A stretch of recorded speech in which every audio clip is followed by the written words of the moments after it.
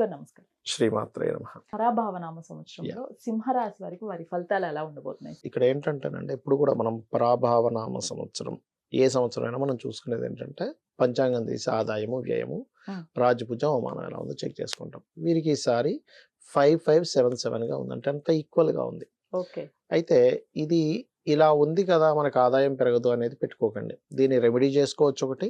మీ personal చార్ట్‌లో గనక financial స్థానం బాగుంటే మీరు దీని గురించి టెన్షన్ పడాల్సిన అవసరమే లేదు. హ్మ్. రైట్. అయితే ఈ యొక్క విషయాలు చెప్తుంది నేనైనప్పటికీ చెప్పిస్తుంది సాక్షాత్ లలిత అమ్మవారిగా భావిస్తూ, ప్రధానంగా ఇక్కడ ఏంటంటే వీరికి సింహం వారికి రాశిలో కేతువు యొక్క సంచారం జరుగుతుంది. దీనివల్ల ఏంటంటే కొంచెం వైరాగ్యము, విరక్తి ఉంటాయి. ఓకే. అయితే ఇక్కడ మనం ఆదాయం పెంచుకునే ఇది చూస్తున్నాం కాబట్టి విష్ణు సహస్రనామాలు ఎంత చేస్తూ ఉంటే అంత బావుంటుంది.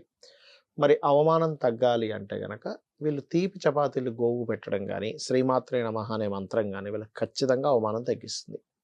ఇది ప్రధానంగా గుర్తుపెట్టుకోండి. హ్మ్. అయితే వీరికి ఫైనాన్షియల్‌గా ఎలా ఉంటుంది ఏంటి అంటే స్టార్టింగ్ 3 మంత్స్ అయితే బానే ఉంటుంది. దాని తర్వాత కొన్ని కొన్ని సార్లు చూడండి మనం ఆహ్, కొన్ని ఊర్లలో ఊరి పెద్ద మనిషి ఉంటాడాయన.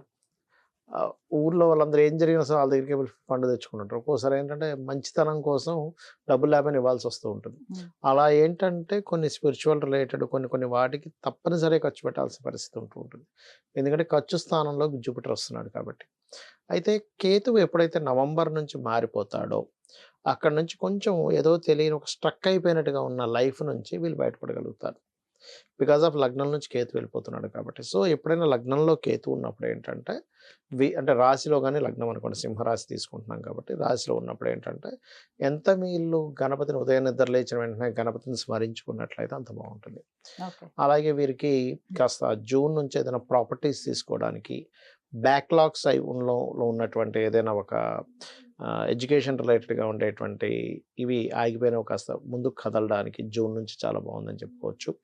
ఇక్కడ మనకి ఈ పరాభవన సంవత్సరానికి ముందు 2 స్థానాల్లో గ్రహణాలు పట్టాయి యాక్చువల్‌గా సింహంలోని, కుంభంలో అంటే లగ్న సప్తమాల్లో. హ్మ్. కాబట్టి నన్నడిగితే వీళ్ళు రాహుకేతువులు మారే వరకు వివాహం జోలికి పోకపోవడమే మంచిది. ఒకవేళ వెళ్ళాల్సొస్తే గనక మే నుంచి చూసుకోండి. కొంచెం మే, జూన్ నుంచి చూసుకోవడం మంచిది. అది గూడా సప్తమంలో రాహు ఉన్నందుకు ఓకే. సేమ్ క్యాస్ట్ కాకుండా కొంచెం డిఫరెంట్ దీంట్లో కలగడం గానీ, విదేశీ సంబంధాలు కుదరడం గానీ, సప్తమంలో రాహు ఉన్నందుకు ఇది ఎక్కువగా చూపిస్తుంది. హ్మ్. అయితే వీరికి దీంతో పాటు అష్టమ శని గూడా నడుస్తుంది సింహం వారికి.